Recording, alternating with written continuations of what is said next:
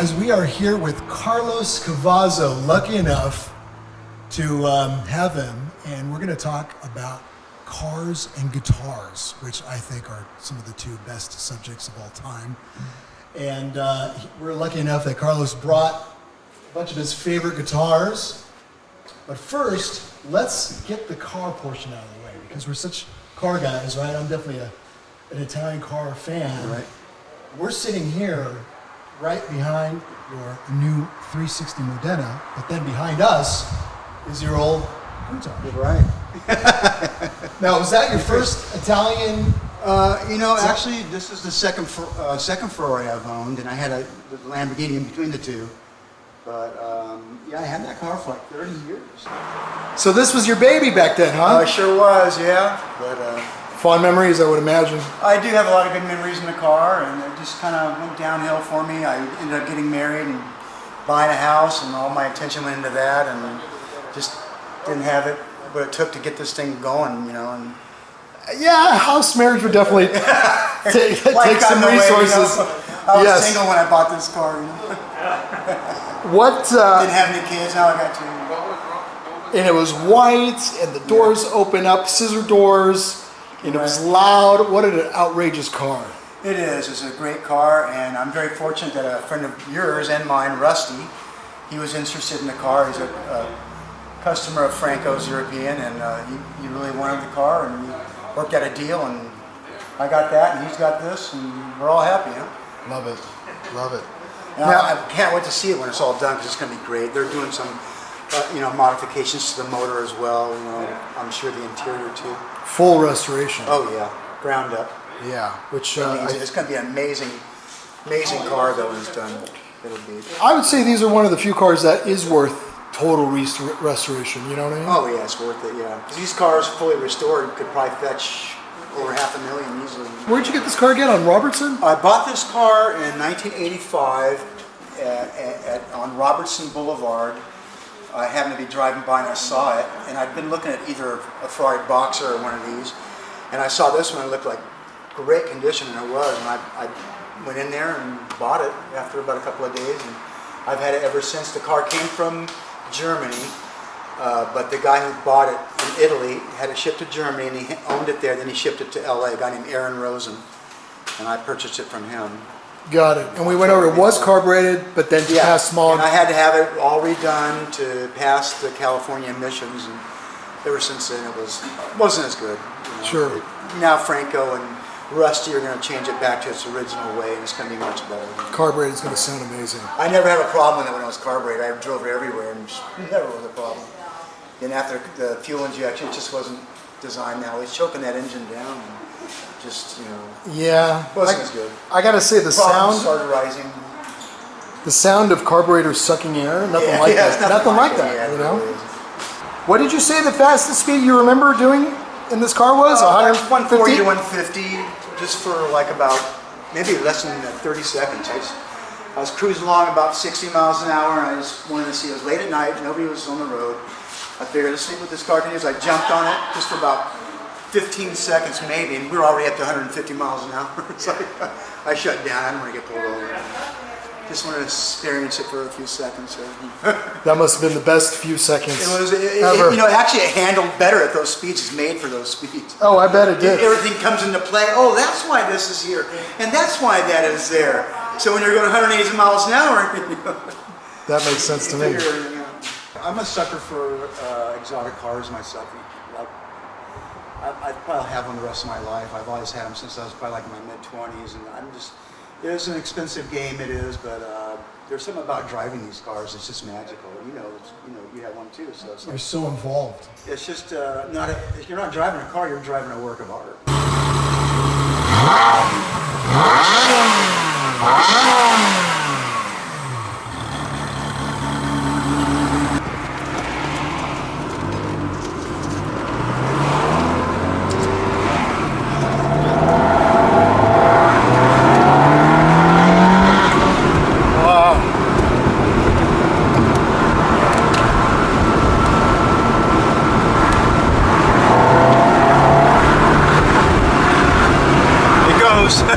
Wow, it goes. It's a lot of pull. Yeah. You know, it has a way more pull than the previous generation 355. This probably was faster than your Countach. Probably might be, yeah, because new technologies and stuff. Yeah, because the Countach I think was 350 horsepower back then. Yeah. This is definitely a solid. They're 390. This is 400 at the wheel for sure. Right.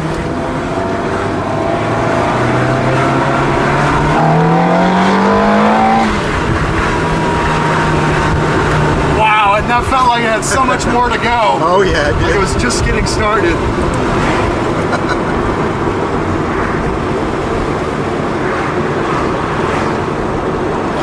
Part of the experience of these cars, the sound is 50%, right? Yeah, right. It's good too. It's solid, and you feel the road, every inch of the road. Yeah, it feels very. Exactly, you're very involved, but it doesn't feel jittery. It's not. You're not like grinding. It's stable. Yeah. Do you like the paddle shifting? It's different. I do. It's right? easier. It's easier. Definitely for traffic and stuff. For LA, it's better probably. Yeah, but these paddle shifters too, like. You'll always be faster than manually shifting. You're right, because there's no casual, no right? clutch to push in. Yeah, it takes a couple seconds there. Yeah, I find that too. It's pretty cool.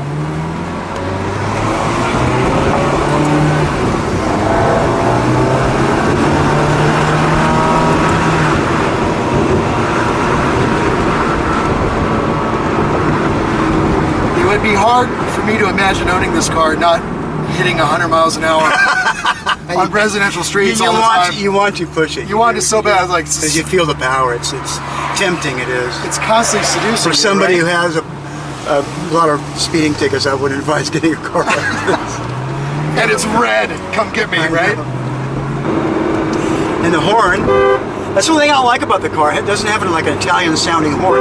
It's almost like an American. Oh no! They got rid of the that weird high-pitched like a bread truck, almost kind of. Oh, that's so. I always like that. The Countach has that sound, you know. Like the yeah. Oh, the air horn sound. I almost want those guys to change the horn for me. Oh my god! I had no idea. Maybe we should start with, Metal Health. Metal Health guitar. And you were saying that this guitar was the replica of the original? Yeah, unfortunately the original Charvel Telecaster was stolen from me probably about 10, 20 years ago or something like that, and the good people at Charvel Jackson made me a replica of this one, thank God, and it looks almost identical. And that is gorgeous. I did the whole album of that guitar, basically. It was the only guitar I had, I think, back then.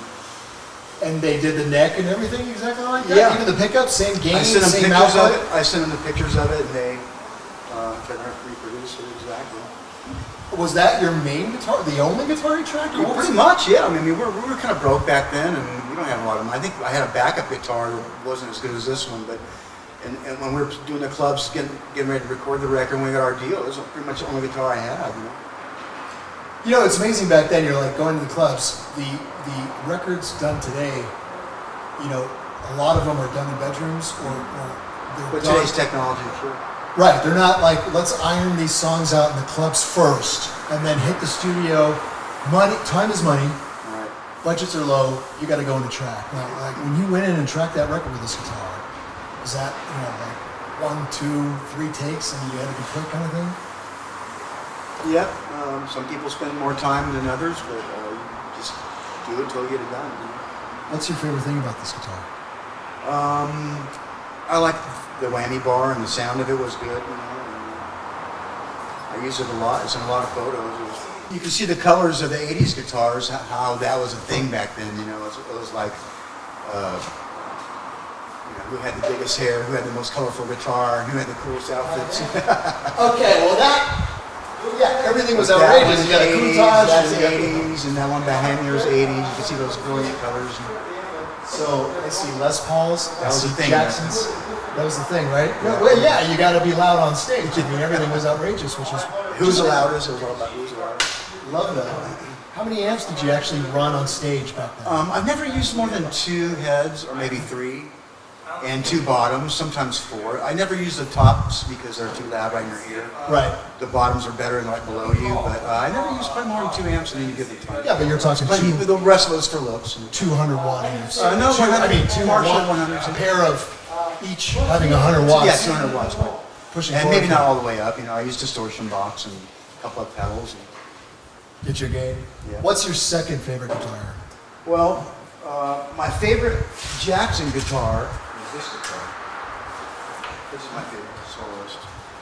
This is a great guitar. Again, the Brilliant Green. That was going on in the 80s, I guess. Look at those inlays, man. Yeah, that's a nice guitar. They did a real good job. Mike Shannon guitar. Did you track anything with this particular guitar? Yes, I have on the latest Ratt record that I did with them, which came out a while back. But yeah, I did some stuff on that with that guitar. With this guitar? Yeah. I was about to attempt to like play something for you, and I'm like, what was I thinking? So, And then what? my favorite Gibson.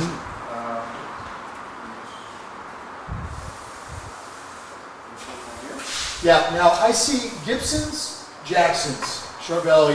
Charvel Jackson. What is that? Those are your brands. Those have always been my favorite. I've been pretty fortunate enough to, the people at Gibson take good care of me, and Jackson, Charvel as well. And they've been probably the most two I've used in my career, but I've used other ones such as PED and other ones I've used. Washburn. Sure. I used those for a while in the 80s. But all short scale and all humbuckers. You like the Yeah, You like of the course. meat Yeah. of the hum. Yeah. I like the bolt-ons myself probably more than the... Yeah, I'm sorry, the laminated neck more than the bolt-ons. This is beautiful. But this is my favorite Gibson. I think it's 2008, I believe. Yeah. Do you find yourself more into modern guitars than vintage guitars? I like them both the same. Some vintage guitars are great. Yeah. They play great. The wood they say is better back then, and They make you play. Each guitar makes you play slightly different. it does. No guitar sounds the same. It depends on the wood, the density of the wood, maybe the color could have something to do with it. Obviously, the electronics, the frets could have something to do with it. The strings that you use, a lot of factors come into play on the sound of the guitar. It really does. What's your? Tell me about this purple one. Purple is Jackson Flying V. I've had that since the 80s. And I think it's the King V, named after Robin Crosby. The King V. I'm not sure if they were bigger or this is a normal size version. I know that, but The King V. yeah. Wow. I'm not sure if the King V. My friend would know over here, but I met Robin Crosby. That was really cool. I was friends with him too. He's a really cool guy. Really cool. I knew him before I knew any of the guys in Ratt. Really? Yeah. So were you? So is it an LA scene? What scene? Missing the thing. So you were in the LA. I guess you can say the LA scene. Oh yeah. So that was that Early era. 80s. A lot of those bands got signed in the early 80s. Like Ratt and Great White and us and Dokken. Dokken and Motley Crue and who else? All kinds of people. It was a good time. That was. It was almost more fun during that time than after you make it, because after you make it becomes more business and people get greedy over money and things like that. Sometimes the best part of your career was when you're trying to make it. Because you're hungry. Yeah, everybody was passionate. equal, and there was no animosity set in yet. I do see that often with bands where they break up, and then after a while, I guess I don't know, just age. You realize. People change with time. That's understandable. It's the way it is. Yeah, then they get back together and they're like, what did we do? Why Right, did we break exactly. up? Some bands realize the mistake they made and correct it. And some don't. Yeah, I gotta say, not to poo-poo, I love guitar playing. I love shredding. There's a whole progressive metal scene going on with 8-string guitars and stuff, and it's just awesome because the skill level It's different, yeah. It's different. They're really into it. But I gotta say, back then in the 80s, man, the shredding with melody, real rememberable melodies, was like That was important. It is. Sometimes playing a guitar solo that has a memorable thing to it is much better than just shredding a bunch of nothing. Yeah. I tried to incorporate a little bit of the shredding with a little bit of the melody, and You gotta do that. You gotta have both. You know what I mean? that's what I always try to shoot for. Sometimes the part didn't work out, but sometimes it did. What do you got next? Let me see. This is probably a guitar people might recognize. I used it all throughout the 80s. It's been in a lot of photographs. And actually, this guitar I got from some kid in Denver, Colorado. Quiet Riot was in the early 80s, was touring there, 83, on our first record. And I met some kid backstage. A nice guy, I don't know how we got tickets, but passed it. But anyway, we had a day off or 2 days off after that. And he asked me, "Do you want to come over and check my guitar collection out?" I go, "I'd love to." And he invited me over, and he had a lot of guitars, and he wanted this Jackson guitar that I had, and I traded it for this. Wow. Is that was that probably white or no? It Or was it might always have been. green? It might have been. I don't even know. I acquired it in 1983, and it's 1980. And it's got like the rounded headstock up there. It's a little different than the standard one. Block inlays. Super cool. And I use it all throughout the 80s and like documented in every like photograph in magazines and stuff. Although I never used it in a video, but I did use it in a Ratt video. How cool is I never that? used it in a video with Quiet Riot. Really? Yeah, I Sure. did. I don't know why. This is a great guitar. I've used it on tracking too. It's Jackson, and they put the two single coils in it for different sounds and stuff. The neck position this is a lot. nice. It's not as boomy for some of those fluid leads. Right, Sometimes it's a yeah. humbucker for sure. Oh yeah, double humbucker. You gotta know what you're doing up there because it can get out of control. You know, feedback like crazy. Yeah, definitely. You gotta know what you're doing with the. That one's with the double gorgeous. click. Who built them back then? Was there a particular guitar builder? Mike Shannon was doing a lot of custom work. I'm pretty sure from the custom shop there, but all those builders there are very good. Those the latest guitars from Gibson right here. They just gave it to me. You notice the pick guard's a little different now. This is probably like a year or two old. Oh, yeah, it's 2019. Oh, so they didn't wrap it all the way around. They just Yeah, bought it. that's a little different. Oh, that's pretty cool. I like that. What? So tell me, before this pandemic, weren't you on tour with your band before? Rough Riot, yeah. We were doing some shows, but obviously everything's on hold right now for everybody. I know people are doing online concerts and things like that. I'm not sure if we're going to do that, but and things are people are calling me up. They got projects going on, but I'm not like taking anything right now.